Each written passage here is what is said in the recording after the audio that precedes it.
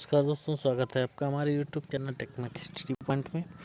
आज आपको लिए लेकर आए हैं वीडियो नंबर 9, जो आपके लिए बहुत ही महत्वपूर्ण होने वाला है, बहुत ही महत्वपूर्ण होने वाला है।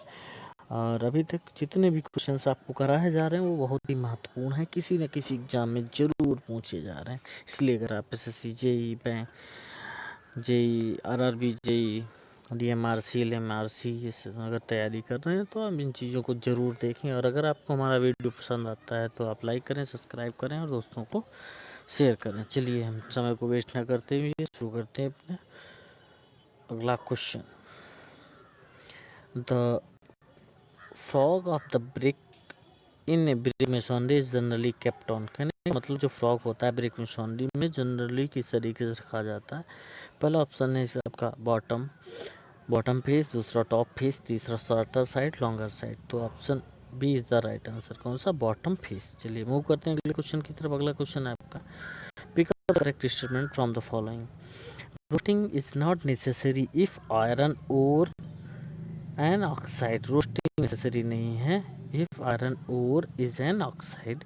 Impurity float on the molten iron as slake.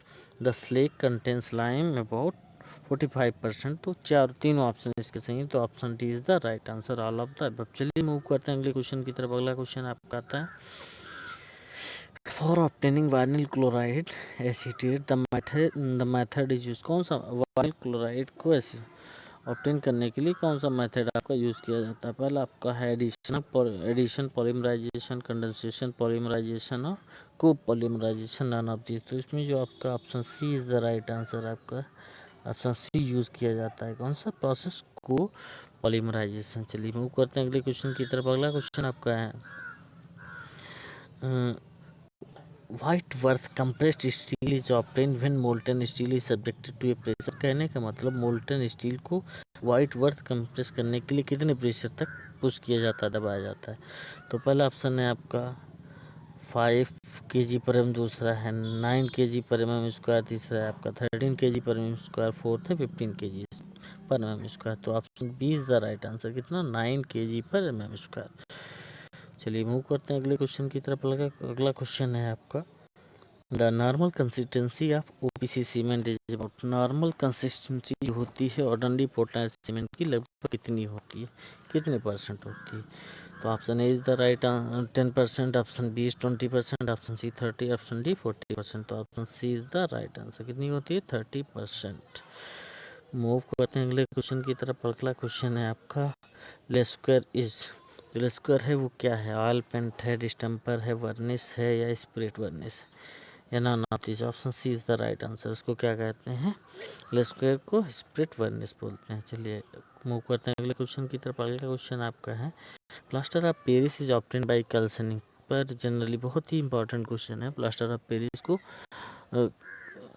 कैल्सनिंग से किसको कैल्सनिंग करते हैं? जो प्लास्टर ऑफ पेरिस, पहला bauxite, gypsum, limestone, none of this. तो इसमें option B is the right answer. क्या है? Option B is the right answer. Gypsum को कैल्सनिंग करने पर आपका प्लास्टर ऑफ पेरिस मिलता है। चलिए मूव करते हैं अगले क्वेश्चन की तरफ। अगला क्वेश्चन है आपका, pick up the correct statement from the following. पहला है, the lime in excess make the cement unsound. बिल्कुल सही है। And causes the cement to expanded and disintegrate, ये भी सही है।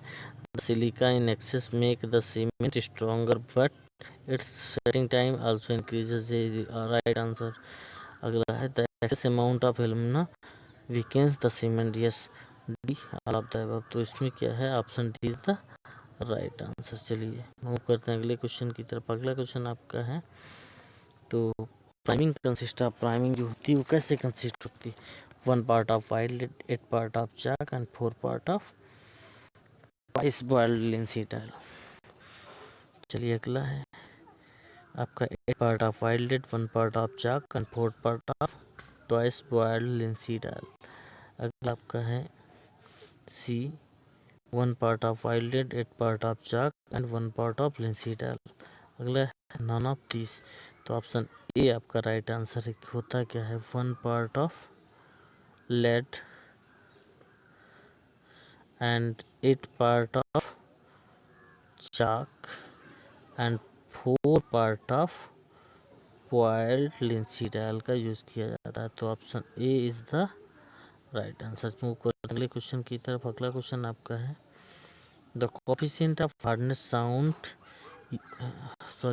the coefficient of hardness of stone used in road work should be greater than। कहने का मतलब जो रोड में स्टोन का यूज़ किया जाता है उसका कोफिशिएंट ऑफ क्या होना चाहिए, 10 होना चाहिए, 12 होना चाहिए या 7 to 15 होना चाहिए, किससे ज़्यादा होना चाहिए, क्वेश्चन है आपका।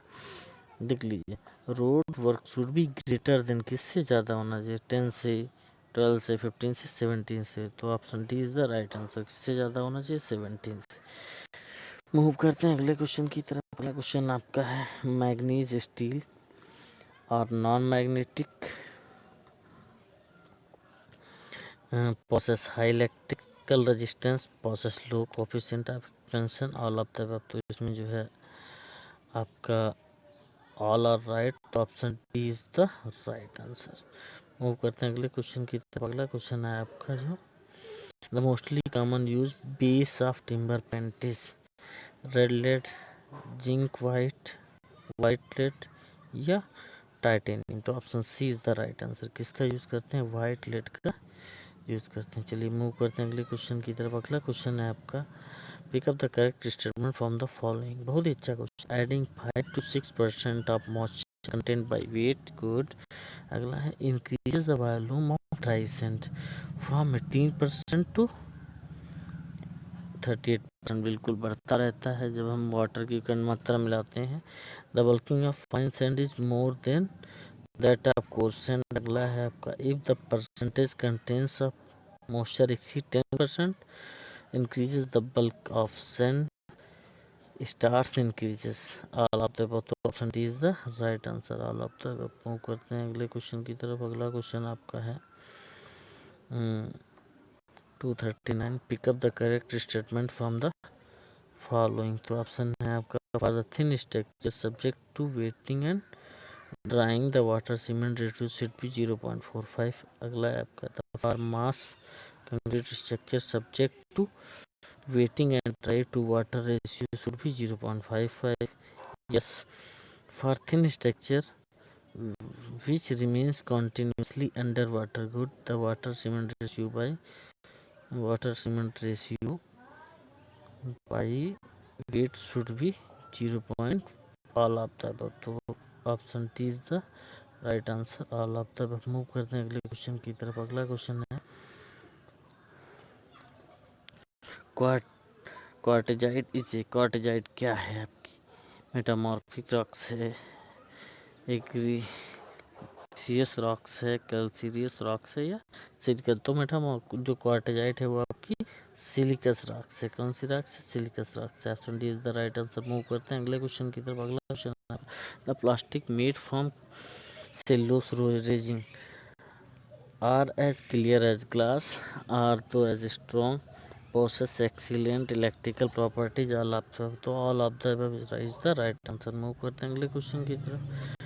अगला क्वेश्चन आपका है polymerization help to improve the property, या पॉलीमराइजेशन हेल्प करता है प्रॉपर्टी को इम्प्रूव करने के लिए, strength, rigidity, elasticity, all of the above. तो इसमें सभी प्रॉपर्टीज को क्या है, इम्प्रूव करता है। मूव करते हैं अगले क्वेश्चन की तरफ। आपका है for filling crack masonry structure the type of bituminous uses. कहने का मतलब जो फिल करते हैं मेसोनरी को तो किस तरीके की बिटुमिनस का यूज़ किया जाता है। Cut pack bituminous, bitumen emulsion, blown bituminous, plastic bituminous. तो क्रैक मेसोनरी को फिल करने के लिए प्लास्टिक बिटुमिनस का यूज़ करते हैं। Option D is the right answer, option D is the right answer. चलिए मूव करते हैं अगले क्वेश्चन की तरफ। अगला क्वेश्चन है expanded metal is manufactured from steel sheet use for reinforced concrete in road payment DVC. आपका measured in term of SW मतलब short way mesh and LW long way mesh. ये भी सही है, ऑल ऑफ द। तो option D is the right answer. चलिए move करते हैं अगले क्वेश्चन की तरफ। अगला क्वेश्चन आपका pick up the plutonic rocks from the following granite, dolerite, basalt और आपका ऑल ऑफ द अबव। तो इसमें ग्रेनाइट जो है वो आपका क्या है, प्लूटोनिक राख से। चलिए मूव करते हैं अगले क्वेश्चन की तरफ। अगला क्वेश्चन है आपका the portion of brick without a rectangular corner equal to half the width and half the length. Half the width and half the length इसके क्या बोलते हैं? Closer, queen closer, king closer. तो इसको क्या बोलते हैं? किंग क्लोजर बोलते हैं। चलिए मूव करते हैं अगले क्वेश्चन की तरफ। Cement is said to be a good quality, it colour is not greenish grey, one feel cool by thrusting one hand in the cement bag, a handful of cement throw into bucket of water does not float। कहने का मतलब इसका colour जो है greenish grey नहीं होना चाहिए।